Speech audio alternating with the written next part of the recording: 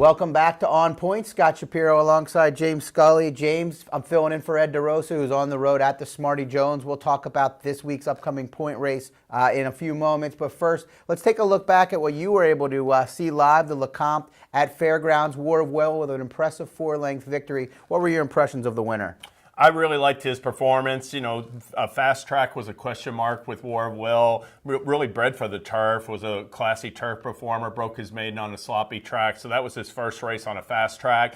And I just thought he won as much the best. I thought it was a really good race to build upon. You know, it's January. It's a good thing not to get too excited at this point in time. The competition's going to get a lot tougher for him.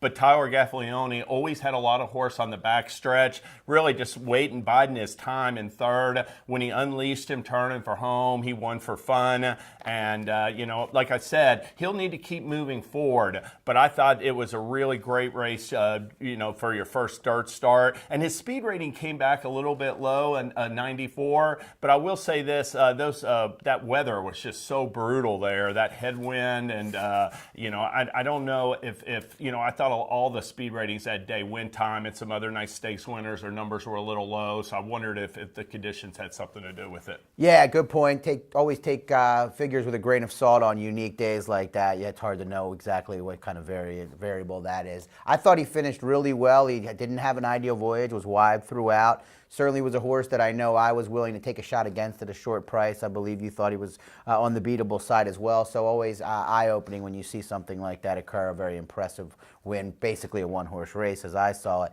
Now, neither of us had War of Will in our top 10 going into the Lecomte. Where did he sit now? Did he make the top 10 for you? Yes, I put him in number 4. I have the two Baffords, Game Winner and Probable 1-2, and I'm Maximus Mischief. Not only was he such a super winner of the Remsen, but the horse that was 4th came back and was a good-looking winner, Bourbon War, an allowance race last week at Gulfstream. So I believe he still deserves to be number 3. But once you get past those 3, it's really just sort of like they're going to be sorting themselves out over the next few months. War of Will in slot number 4, I thought was suitable. You know, he's based at the Fairgrounds and expected to come back for the Risen Star next month there. Yeah, I look forward to seeing him as he moves forward down there in Louisiana. I put him a little lower, but he did move into my top 10. I'm just not sure what was necessarily behind him that day. Speaking of what was behind him, Hog Creek Hustle runs 2nd, Maniwa 3rd, Wicked Indeed 4th, and Pluska Parfait 5th.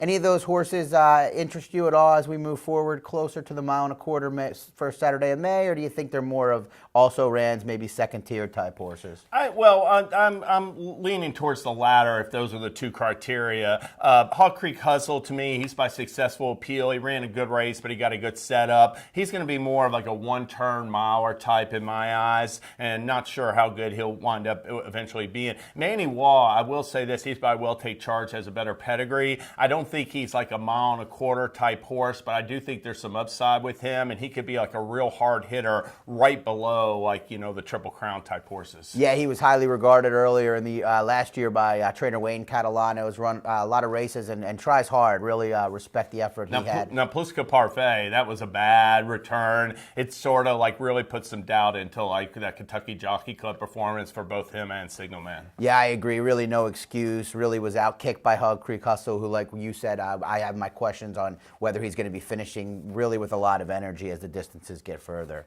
All right, well, let's discuss Arkansas now. Our colleague Ed DeRosa is there. That's why I'm filling in today.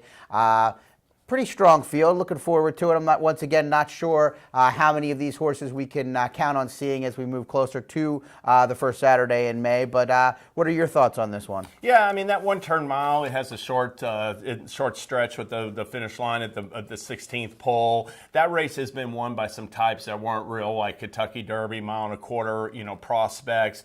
But we will get a little bit of a gauge upon, you know, Gray Attempt this morning on favorite. He was in that Sugar Bowl. And the 2nd and 3rd place finishers were Manny Waugh and Hog Creek Hustle, so it'll give us a little bit of read upon that. And Steve Asmussen has 3 of his horses. I don't think he has any of his A contenders for the Derby running, but those horses, especially Bankit, could potentially have a little bit of upside. Yeah, I thought Bankit was interesting. I really liked the way this New York bred finished his last 2 races after needing really to be on the lead in those first several races. Really showed the ability to relax and finish pretty well in that springboard mile to get second. The winner of that race, Long Range Toddy, draws the rail this time. Do you give Long Range Toddy much of a shot in this I really don't. I thought he got a great tip. I thought that pace was slow. I don't anticipate him getting that same trip on Friday. Yeah, he could be involved in the pace, though, from the rail. We'll probably have some say in Gray Attempt, and you also have Bodor stretching out for the first time. Any interest in Super Steed, who showed quite a bit, 2 back,